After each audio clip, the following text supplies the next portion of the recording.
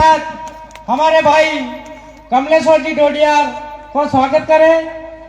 कमलेश्वर जी आए उससे पहले सांस्कृतिक प्रोग्राम जो हमारे प्रस्तुति देना है उन सभी पार्टियों से मैं कहूंगा वो सब यहाँ मंच पे आ जाए, यहाँ पास में बैठ जाए।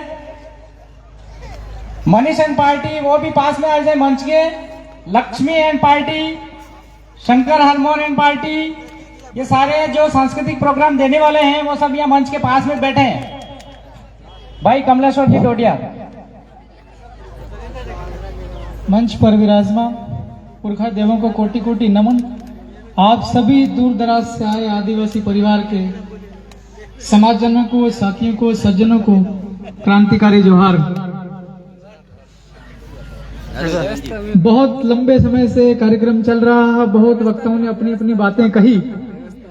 मैं वकील होने के नाते एक छोटा सा केस है सुप्रीम कोर्ट में, उसके ऊपर थोड़ा सा बोलूंगा, सिर्फ 5 मिनट। तो आप सबसे मेरी अपील है, आप मेरी बात को ध्यान से सुने। कोई और भी ये बात हो सकता बता गया होगा, कभी आपने सुना भी होगा, हो सकता मेरे बात भी कभी और भी लोग आपको समझाएंगे, मगर मैं आपको जो बताने जा रहा हूं वो मैंने इंग्लिश में पढ़ा है और वो 100% सच है। कितना परसेंट? और जो नौजवान हैं जिनकी शादी होना अभी बाकी है या जिनकी शादियां अभी भी हुई है, वो लोग तो बहुत ध्यान से सुन लेना। 5 जनवरी 2011, कितने लोगों ने नाम सुना? जरा हाथ खड़ा करो। इस तारीख से और इस संघ से आदिवासियों का क्या रिश्ता है? How you are related to this date and year? आपका क्या संबंध इससे, क्या वास्ता है? कितनों को खड़ा, जरा हाथ खड़ा करो। मैं सिर्फ 5 मिनट लूंगा मंच पर, चर्चा करूंगा सिर्फ 5 मिनट। कोई महिला, लड़की? ये पूरा का पूरा 5 जनवरी 2011 इस जजमेंट का इसका हिसाब किताब सिर्फ और सिर्फ महिलाओं से और लड़कियों से रिलेटेड। आदिवासी पुरुषों का इससे कोई वास्ता ही नहीं है, और यहां आदिवासी लड़कियों और महिलाओं को पता ही नहीं इस धारा का मतलब, इस तारीख का मतलब और इस केस का मतलब। कैलाश बनाओ महाराष्ट्र, स्टेट ऑफ महाराष्ट्र 2011, यही है ना टाइटल, यही है ना केस का। अभी धड़ाक से कोई भी ये बोल देगा कोई साथी, हम देश के मालिक हैं, यही है ना?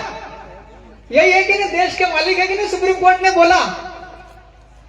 आप ये विचार करो कि सुप्रीम कोर्ट ने बोला आदिवासी देश का मालिक है, तो क्यों बोला सुप्रीम कोर्ट ने?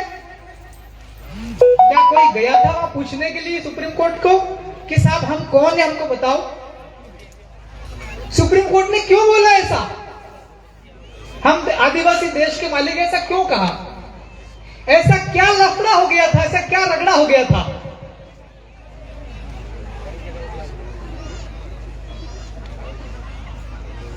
अब जरा बात शुरू करें केस की। 2 से 5 मिनट में खत्म हो जाएगा केस, बस ध्यान से सुनने का। 13 मई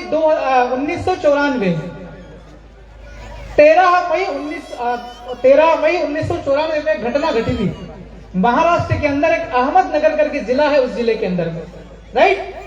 उस 1994 के लगभग 4-5 साल पहले एक आदिवासी भील जनजाति, अपने खास करके आप लोग सब भील है ना, हम लोग भील जनजाति की लड़की और एक बड़ी कास्ट के लड़के के बीच में प्यार विकसित हुआ था। Love affairs developed. जो लड़का था वो बड़ी कास्ट का था, मेरे ख्याल से अपने ब्राह्मण कास्ट का था, सॉरी राजपूत का था। जो लड़का था वो राजपूत समाज का था और जो लड़की थी वो भील जनजाति की थी, भील आदिवासी की। ये इन दोनों के बीच में जब ये आप कहते होंगे यार ये वकील होकर के प्यार की बातें कहां से आ गई? देखो इसमें केस आपको समझा रहा हूं, है ना? ये सच है, ये झूठ नहीं है। आदिवासी लड़की और बजारिया लड़का, अपर कास्ट वाला राजपूत, उन दोनों के बीच में रिश्ता डेवलप हुआ, उन दोनों के बीच में शारीरिक संबंध बने, तो एक लड़का पैदा हुआ और 2 साल बाद में फिर लड़की उसी लड़के से प्रेग्नेंट हो गई। बात समझ में आई? लड़की थी आदिवासी भील और लड़का था राजपूत। अपर कास्ट का हिंदू में। तो लड़के के परिवार वालों, राजपूत, उस गांव के पूरे राजपूत समाज के बीच में मीटिंग हुई कि यार ये क्या हो गया, एक तो लड़का, वो लड़का तो छुपा कर रखा, लेकिन फिर प्रेग्नेंट हो गई। फिर बवाल मच गया राजपूत समाज में कि आदिवासी इतना नीची कास्ट का इंसान है, आदिवासी जंगल में रहता, आदिवासी जानवर की तरह रहता। ये राजपूत वहां के महाराष्ट्र के लोगों की भाषा थी, राइट।